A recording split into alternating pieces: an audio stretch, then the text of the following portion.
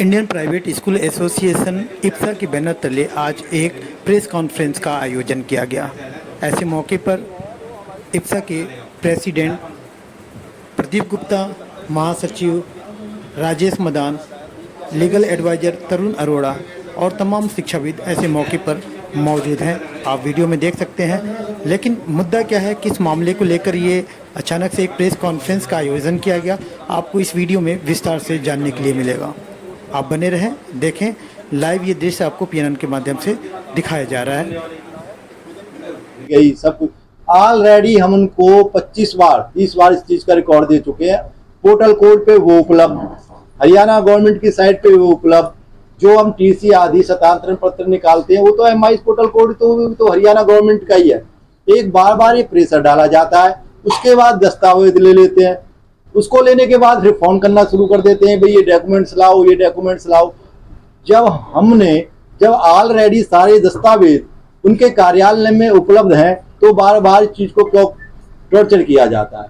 तो उस उपलक्ष्य में आज आप प्रेस कॉन्फ्रेंस की ये मीटिंग रखी गई और इसमें अब उसी आपके साथ मिलकर यही निर्णय लेने की रणनीति तैयार की गई है कि बार इसको हम कि जो ये बार हमें एक टॉर्चर किया जा रहा है वो क्यों किया जा रहा है, कि जबकि सारा डाटा उनके कार्यालय में उपलब्ध है।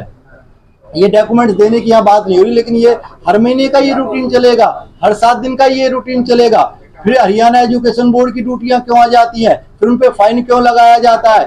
अगर हम जाते हैं सपोर्ट फंड जमा कराओ, बच्चा हमारा खेलने जाता है तो फिर उन पे डाटा कहाँ से आ जाता है, विड्रॉ रजिस्टर पे काउंटर साइन कहाँ से हो जाते हैं। जब उन पे कोई चीज ही उपलब्ध नहीं होती, उनकी मार्कशीट कहाँ से आ जाती है, तो उन पे जब कोई डॉक्यूमेंट्स उपलब्ध नहीं है तो ये अभी तक ये डाटा इकट्ठा कहाँ से हो रहा है। तो बार उस चीज को बार टॉर्चर करना, तो ये बिल्कुल वो है। हम इसके सारे स्कूल वाले सब इसके खिलाफ हैं, क्योंकि अब इनरोलमेंट भरने की तिथियां निर्धारित हो गई, बोर्ड की फीस भरने की तिथियां हो गई, आगे बोर्ड के बच्चों के 10th और 12th के एग्जाम फॉर्म भी जाने।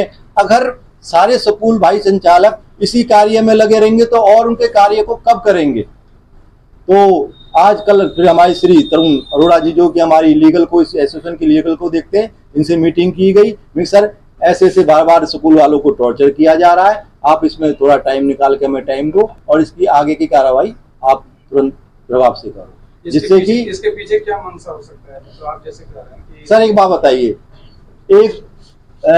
उसका नंबर लेना। एक सवाल और जोड़ रहा हूँ, बार मांग रहे हैं, आप लोगों के पास मान्यता है। हाँ। तो आपने डॉक्यूमेंट देने में विभाग है आपका, तो 50 बार मांगे या 20 बार, आपको आपत्ति क्या है? नहीं अननेसेसरी समय। सर एक बात बताओ ना, क्या है? जब ये बताओ ना, जब सारे आप ही बताओ, आप ये क्या लगे कि ये बताओ, चलो आज उनके आप डॉक्यूमेंट्स मांग रहे हैं। सर आपने बढ़िया क्वेश्चन किया है, आज वो डॉक्यूमेंट्स मांग रहे हैं, तो ये बताओ कि 80 स्कूलों की आपने एक बार जारी की होगी, लिस्ट देखी होगी आपने, भाई सबका आपका सहयोग। रोक रहा हूँ, आप लोगों के माध्यम से खबर प्रकाशित हुई थी कल के समाचार पत्र में ही कि अच्छे स्कूल हो रहे सीबीएसई के हवाले और हरियाणा बोर्ड का बिगड़ रहा रिजल्ट। तो उसका एक्चुअल रीजन क्या है? रीजन उसका यही है कि जो हमारे सरकारी स्कूल के टीचर्स हैं उनकी ड्यूटी लगा दी जाती है कि आप प्राइवेट स्कूल्स में जाकर के विजिट कीजिए, उनके डॉक्यूमेंट्स कलेक्ट कीजिए, तो जिससे सरकारी स्कूल में एजुकेशन नहीं हो पाती प्रॉपर। प्राइवेट स्कूल्स के टीचर उन डॉक्यूमेंट्स को बार कलेक्ट करने में और उसको बार सबमिट करने के लिए तैयार हो जाते हैं। कभी वो डॉक्यूमेंट सबमिट कराने हमने बीओ ऑफिस में जाकर के, कभी हमने वो सबमिट कराने डीओ ऑफिस में जाकर के, कभी डायरेक्टर ऑफिस में जाके सबमिट कराने, कभी डीसी ऑफिस में जाके सबमिट कराने, कभी डिजास्टर कमेटी का डिपार्टमेंट आ गया उसको सबमिटेशन कराने के। अगर स्कूल के अध्यापक गण, चाहे वो सरकारी स्कूल है या निजी स्कूल है, इन्हीं दस्तावेजों को बार जमा करवाने के काम में लगे रहेंगे तो बच्चों की एजुकेशन का क्या होगा।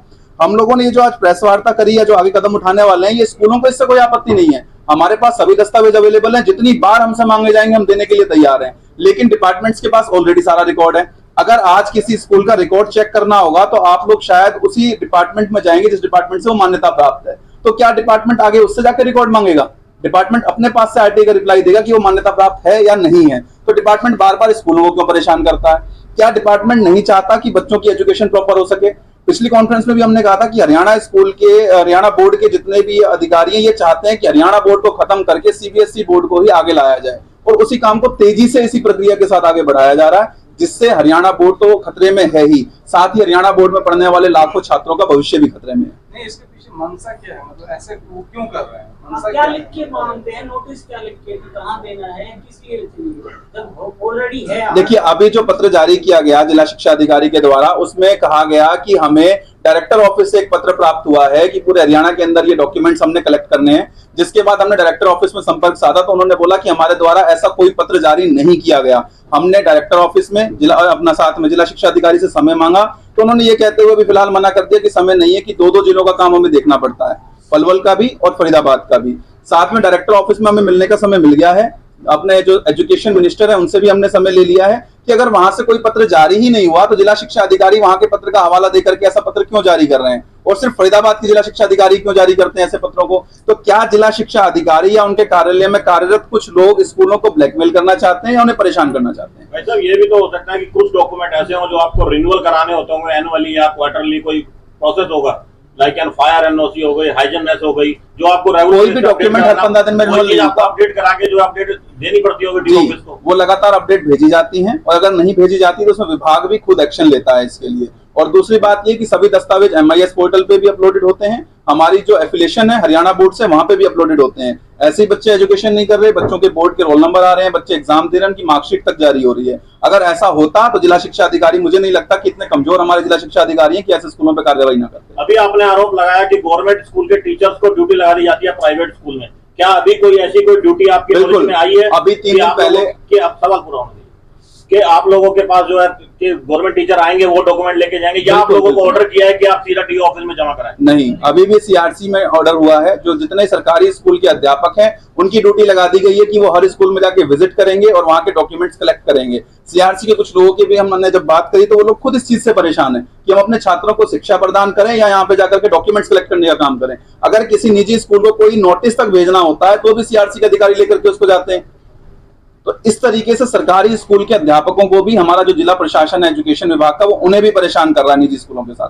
डॉक्यूमेंटेशन हार्ड कॉपी पे भेजने की सॉफ्ट कॉपी की दोनों फॉर्म पे भेजी जाती दोनों फॉर्म्स में भेजी जाती है। इसके अलावा पोर्टल्स पे भी सॉफ्ट कॉपी में हमेशा अपलोडेड रहती है। है। आपके पास जो आपका लॉगिन आईडी होगा उसमें अपडेशन आती रहती होगी, बिल्कुल आती रहती है सर। फिर आपको बार बार भेजने की जरूरत ही नहीं है। यही चीज हम आपके सामने लाना चाह रहे हैं कि जब हमें बार बार भेजने की नीड नहीं है तो अननेसेसरी हमारे टीचर्स का, साथ साथ गवर्नमेंट टीचर्स का समय खराब करके बच्चों की एजुकेशन को क्यों इफेक्ट किया जा रहा है। मतलब आपके कहने का मतलब ये सीधा सीधा आप एलिगेशन लगा रहे हैं कि ये लोग इसलिए कर रहे हैं कि ताकि स्कूलों पे दबाव बना सके, ब्लैकमेलिंग किया जा सके। सर सीधी सी बात है ना, अगर आप किसी अधिकारी का उसमें व्याख्यान करके कोई पत्र जारी कर रहे हैं और वो अधिकारी कहता है कि हमने ऐसा कोई पत्र जारी नहीं किया। दूसरी बात, आपके द्वारा जो पत्र जारी किया गया उसमें कहीं भी ये मेंशन नहीं किया गया कि आपको डायरेक्टर ने किस दिनांक को पत्र लिखा, उनका पत्र क्रमांक क्या था, कोई पत्र साथ में इनक्लोज नहीं कर रखा उन्होंने, और ना ही कोई एजुकेशन डिपार्टमेंट के सेक्शन का इसमें व्याख्यान कर रखा है कि इस धारा के तहत आप ये दस्तावेज दीजिए। ऐसा कोई ऑर्डर आप दिखा सकते हैं डी ऑफिस का भी? जी। आपके पास हो तो बिल्कुल है सर, मैं दिखा इसमें देता ऐसा कोई हूँ। रेफरेंस नहीं दिया उन्होंने? जी जी बिल्कुल, ग्रुप में जो नोटिस है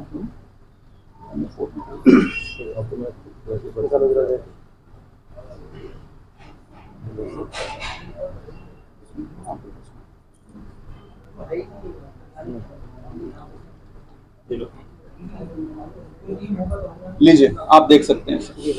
आप ले लो, हम ऐसे अपने हाथ में अभी तो नजर नहीं आया। प्रेस नोट के थ्रू अभी भेज दीजिए। बिल्कुल, मैं इसको अटैचमेंट करवा के आपके पास भिजवा दूंगा। इसको अटैच कर दो। तो अब हमारी जो तैयारी ये है कि हम पहले डायरेक्टर से मिलेंगे जाकर के कि उनके द्वारा अगर पत्र जारी नहीं किया गया तो फरीदाबाद के जिला शिक्षा अधिकारी उनका नाम लेके कैसे कोई पत्र जारी कर सकते हैं।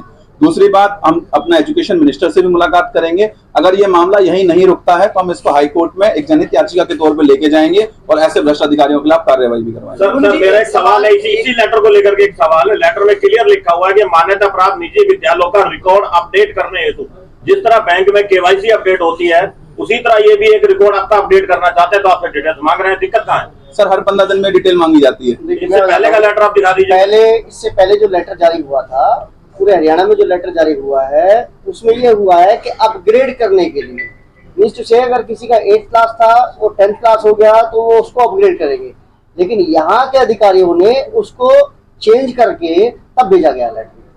इस प्रकार का लेटर अगर जारी होता तो पूरे हरियाणा में जारी होता। अपडेट और अपग्रेड में फर्क है। अभी अपडेट के लिए मांगा है आपसे।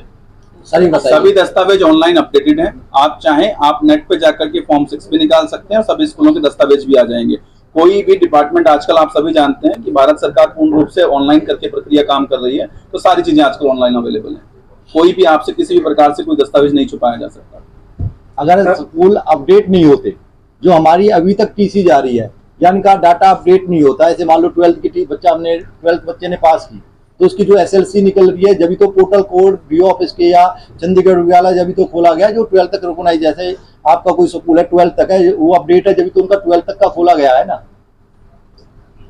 दूसरा क्या है ना, हमारे हरियाणा में क्या है, जो मान्यता है वो परमानेंट दी जाती है, उसको डेली अपडेट करने की जरूरत ही नहीं है। सबको जो मान्यता दी गई है परमानेंट दी गई है, उसको कोई अपडेट वाला मैटर नहीं है। उसको 10वीं है 10वीं तक दी गई है, 12वीं है 12वीं तक दी गई है। उसके दूसरे शब्दों में मैं आपके शब्दों में जवाब दे दूं, अगर बैंक के अंदर पैन कार्ड नहीं होगा अपडेट तो आप 50,000 से ऊपर की राशि जमा नहीं करा सकते, लेकिन यहाँ पर सारे काम हो रहे हैं क्योंकि सारे दस्तावेज ऑलरेडी विभाग में जमा है। DO ऑफिस से एक लेटर जारी हुआ था, 70 स्कूल ब्लैकलिस्ट किए गए थे, उसके बारे में क्या कहेंगे? जिसमें प्रदीप गुप्ता जी, आपका भी एक स्कूल आता है विश्वास कॉन्वेंट स्कूल, ये जो आप ये क्वेश्चन भी कर रहे हो, इन पे डाटा अपडेट नहीं है, वो डाटा अपडेट वो लिस्ट किस प्रकार जारी की गई कि जो हमसे वो डाटा मांग रहे, जब उन पे डाटा ही नहीं था, तो जब उन पे डाटा ही नहीं था तो उन्होंने 70 जवाब मैं आपको स्पष्ट शब्दों में दे दूं कि विभाग के द्वारा एक लिस्ट जारी की जाती है कि 70 स्कूल ऐसे हैं जो गैर मान्यता प्राप्त हैं। अगर विभाग ये कहता है कि विभाग के पास दस्तावेज नहीं थे तो सभी स्कूलों के बारे में क्यों नहीं पत्र जारी किया गया? सिर्फ 70 स्कूलों के बारे में ही वो पत्र क्यों जारी किया गया?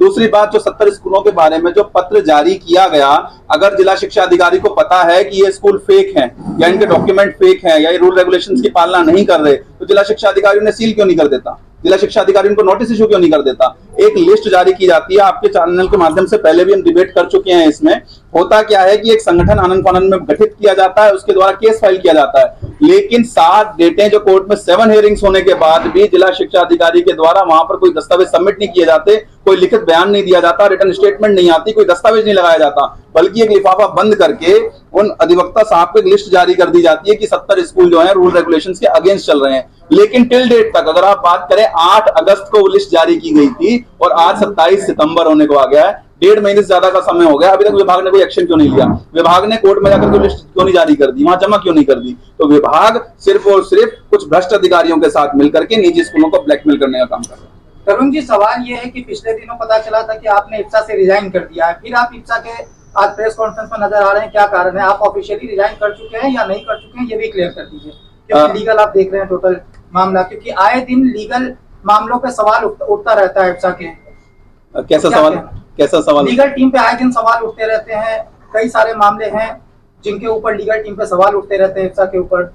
देखिए, तो आप ये क्लियर कीजिए कि आपने रिजाइन किया है या नहीं किया ऑफिशियली। देखिए, रिजाइन मैंने किया था लेकिन उसको एक्सेप्ट नहीं किया गया था। दूसरी बात ये कि जिस घर में 2 भाई रहेंगे वो आपस में लड़ेंगे भी, झगड़ेंगे भी, लेकिन इसका मतलब ये नहीं है कि कोई तीसरा आकर के उस चीज का फायदा उठाएगा। अगर हमारे घर पे, हमारे परिवार पे कोई बात आएगी तो हम सारे भाई पहले एक हैं। देश दुनिया की हर लेटेस्ट खबर देखने के लिए सब्सक्राइब करें हमारे चैनल PNN को और साथ ही बेल आइकन दबाना ना भूलें।